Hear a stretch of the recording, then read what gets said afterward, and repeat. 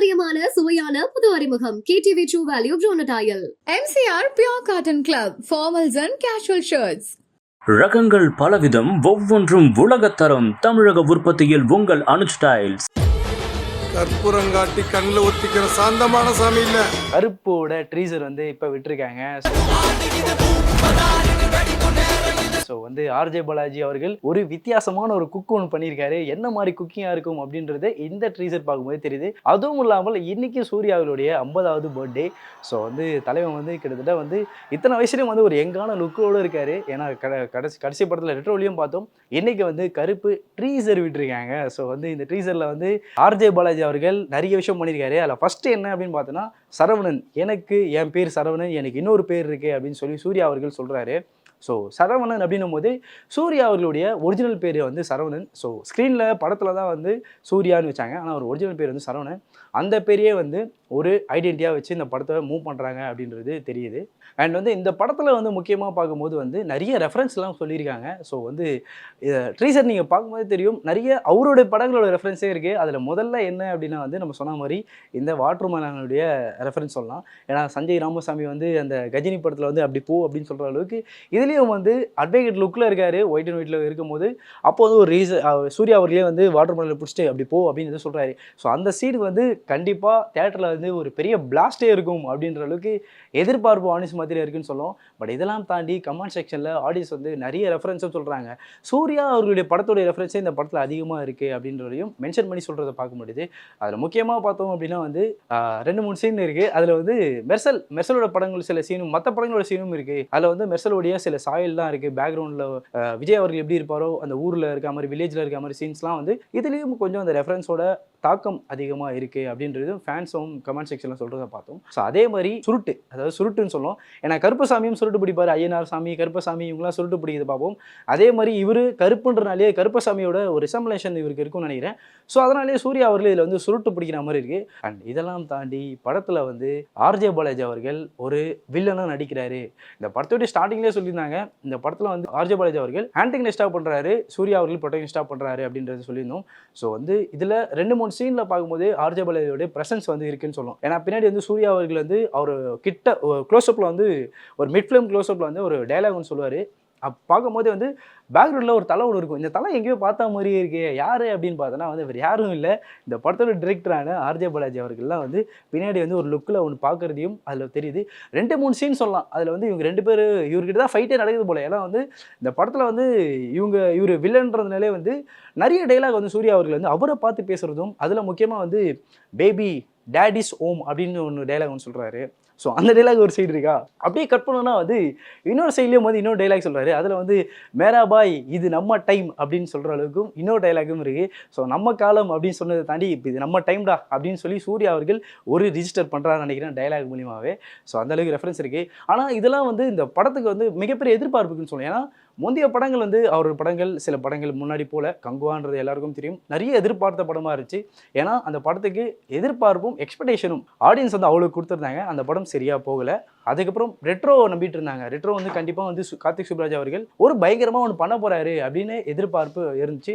But அதையும் என்ன பண்ணியிருந்தாங்கன்னா வந்து ஒரு கட்டத்தில் மிக்சடான ரிவ்யூஸ் வந்துச்சு ரெட்ரோக்கு. ஸோ படம் வந்து ஒரு மாதிரி இருக்குது அப்படின்னு சொன்னாங்க. ஆனாலும் அதில் சூர்யா அவர்களுடைய பார்ட் இருக்குல்ல, அதை சூப்பராகவே அவர் பண்ணியிருந்தாரு அப்படின்னு சொல்லலாம். ஸோ இப்போ வந்து அதிலே கமெண்ட் செக்ஷனில் அப்போது ரெட்ரோவோட கமெண்ட் செக்ஷனில் சொல்லிட்டு இருந்தாங்க, இதுக்கப்புறம் வந்து ஆர்ஜே பாலாஜி தான் காப்பாற்ற போகிறாரு, கருப்பு படத்தில் காப்பாற்ற போகிறாருன்னு சொல்லி எதிர்பார்ப்பு இருந்துச்சு.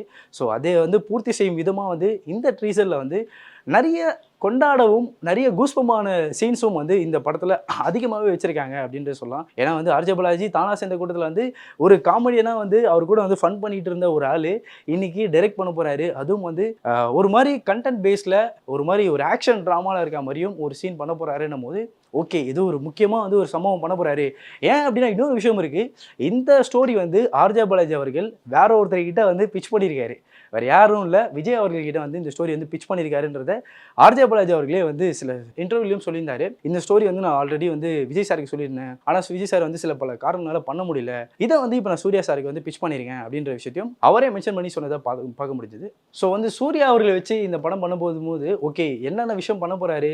ஏன்னா யூஸ்வலாக வந்து எல்லாருமே வந்து ஃபேன்ஸ் எல்லாரும் எதிர்பார்க்குறது என்ன தெரியுமா, எந்த ஒரு முக்கியமான அதாவது டாப்ல இருக்க ஆக்டர்ஸ் வச்சு படம் பண்ணணும் அப்படின்னாலே வந்து அவங்க படங்களோட ரெஃபரன்ஸ் இருக்கணும், அதை தாண்டி வந்து ஒரு மாஸ் டைலாக் இருக்கணும், இல்லையா ஒரு முக்கியமான கூஸ்பம் மூமெண்ட் இருக்கணும். ஏன்னா ஃபேன்ஸ் எல்லாரும் எதிர்பார்க்குறது என்னன்னா தேட்டரில் செலிப்ரேஷன் பண்ணும்பா, அதுக்கு முக்கியமான டைலாகோ இல்லை முக்கியமான சீன்ஸோ இல்லை அவர் படங்களில் சில முன்னாடி பண்ண படங்கள்லாம் இருக்கும்ல, ஸோ அந்த ப்ரீவியஸ் படங்களோட ரெஃபரன்ஸ் வந்து எங்கள் படத்தில் காட்டினீங்கன்னா எங்களுக்கு கொண்டாடுற விஷயம் இருக்கும்ன்றது ஆடியன்ஸோட எதிர்பார்ப்பு. அதை ஆர்ஜே பாலாஜி அவர்கள் கண்டிப்பாக பூர்த்தி செஞ்சிருக்காரு அப்படின்றது தெரியுது. இதை தாண்டி வந்து 2 கேரக்டர் வந்து இருக்குது. கருப்பசாமி, ஸோ வந்து அந்த ஒரு மெட்டாஃபர் சொல்லுவோம்ல, அந்த ஊரில் வந்து கருப்பு, அதை டைட்டில் பேரும் கருப்பு, ஸோ கருப்பசாமி வந்து அவங்க குலதெய்வமாக இருக்காங்கன்னு நினைக்கிறேன்.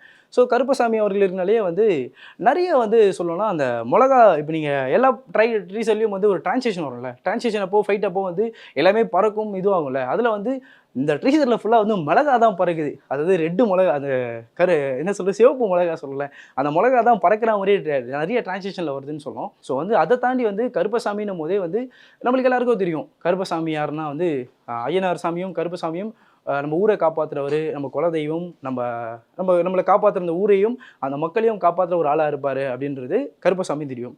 அதே கருப்பசாமி இன்னொரு இடத்துல அட்வொகேட்டாக மாறுறாரு, அதாவது சூர்யா அவர்களை சொல்கிறேன். ஸோ வந்து அட்வொகேட்டாக மாறுறாரு.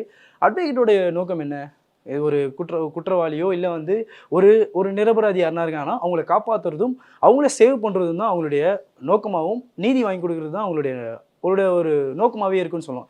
ஸோ அதை தான் வந்து 2 சைடும் வந்து ஒரு டிஃப்ரென்ஸை காட்டுறாங்க அப்படின்னு சொல்லுவோம். அதே மாதிரி சூர்யா அவர்கள் இப்போ அட்வொகேட் லுக்கில் வராரு அப்படின்னும் போது ஓகே என்ன மாதிரி இருக்க போகுது. இப்போ வந்து ஜெய்பீமில் வந்து ஆல்ரெடி வந்து சூர்யா வந்து அட்வொகேட் லுக்கில் வந்தார். அந்த லுக்கில் வந்து என்னென்னா கொஞ்சம் சைலண்ட்டாகவும் ஒரு சமூக நீதியை பேசுகிற ஒரு படமாகவே ஜெய்பீமில் இருந்தார். அதில் வந்து ஒரு சட்டில்டான ஆக்டிங்கும் கொடுத்துருந்தாரு சொல்லணும் ஜெய்பீமில். ஸோ இதில் பார்த்தோன்னா வந்து சட்டில் தான் இல்லை, எல்லாம் தெரிக்கிற மாதிரியும் மாஸ் டைலாக், ஃபுல்லாக மாஸ் டைலாக். அதில் வந்து எமோஷனல் டைலாக் பேசினவர் வந்து இப்போ இந்த கருப்பில் வந்து அட்வொகேட்டான ரோலில் நிறைய மாஸ் டைலாகும் நிறைய ஒரு மாதிரி ஃபேன்ஸை வந்து கொண்டாடுற மாதிரியும் நிறைய ஃபன்னான சில சீன்ஸும் இருக்குது. ஏன் முக்கியமாக சொல்லணும்னா வந்து தானா சேர்ந்த கூட்டத்தில் வர சில டைலாகும் வந்து ஒரு மாதிரி ஃபன்னாகவே அவர் சொல்கிற மாதிரியும் இருக்குது. ஸோ இப்படியாக படத்தில் வந்து நிறைய ரெஃபரன்ஸ் இருந்தாலும் சரி, சூர்யா அவர்கள் வந்து இதில் முக்கியமாக சில டைலாகும் சில ஃபன்னாகவும் ஒரு சைடு வந்து பண்ணுறாரு, ஃபன்னாகவும் ஆர்ஜே பாலாஜி கிட்ட பேசுகிறாரு. அதை தாண்டி நிறைய வந்து ஒரு மாதிரி ஆக்ஷனாக இருக்கும் போல இருக்குது, நிறைய ஆக்ஷன் ட்ராமாவாக இருக்கும் போல் அப்படின்றது தெரியுது. அதே மாதிரி ஒரே ஒரு சீன் இருக்குங்க, அது மட்டும் ஒரு மாதிரி எங்களுக்கு ஒரு மாதிரி தோணுச்சு, கொஞ்சம் என்னடா ரொம்ப ரொம்ப ஓவர் ஹைப்பாக எடுத்துறீங்களே அப்படின்ற மாதிரி இருக்கும். கோர்ட்டில் வந்து உட்காந்துருக்கும் போது வந்து அப்படி ஒரு டப்பால்னு ஒரு தட்டுவார். அப்போது எல்லாமே அந்த அந்த செஸ்ஸெலாம் இருக்குல்ல, செஸ் எல்லாமே அப்படியே பறக்கிற மாதிரி ஒரு சீன் ஒன்று இருக்கும், ஃப்ரேம் ஒன்று வரும். அந்த ஃப்ரேம் மட்டும் கொஞ்சம் ஓகே ரொம்ப ஒரு மாதிரி ரொம்ப ஹைப் ஏற்றுற மாதிரி இருக்குது, அது மட்டும் தவிர்த்துருக்கலாம் அப்படின்ற மாதிரி இருக்கும். மற்றபடி ட்ரீசரில் எல்லா விஷயமே வந்து பர்ஃபெக்டாகவும் ஒரு மாதிரி பயங்கரமாக பண்ணியிருப்பாங்கன்னு நம்புகிறோம். அதை தாண்டி சாய் அபியங்கர், ஸோ இந்த பீரியட் ஆஃப் டைமில் ஒரு பீக்கான ஒரு மியூசிக் டைரக்டர் யார் அப்படின்னு பார்க்கும்போது நிறைய டாக் ஆஃப் த டவுன்னு சொல்லுவோம்ல, டாக் ஆஃப் த டவுன் யார் அப்படின்னு பார்க்கும்போது சாய் அபியங்கர் தான் சொல்லுவோம். ஏன்னா சாய் அவர்கள் வந்து கிட்டத்தட்ட நிறைய படத்துக்கு வந்து அவர் சைன் பண்ணிட்டாரு, நிறைய படம் பண்ண போகிறாரு. அதை தாண்டி வந்து பேன் இண்டியா படங்கள்லாம் பண்ணுறாரு அப்படின்னு சொல்லிட்டு இருந்தோம். பட் இந்த படத்துக்கு வந்து இப்போ சாய் பண்ணும்போதே சில மியூசிக் பார்த்தோம், பிஜிஎம் எல்லாமே ஒரு மாதிரி நல்லா இருக்குது.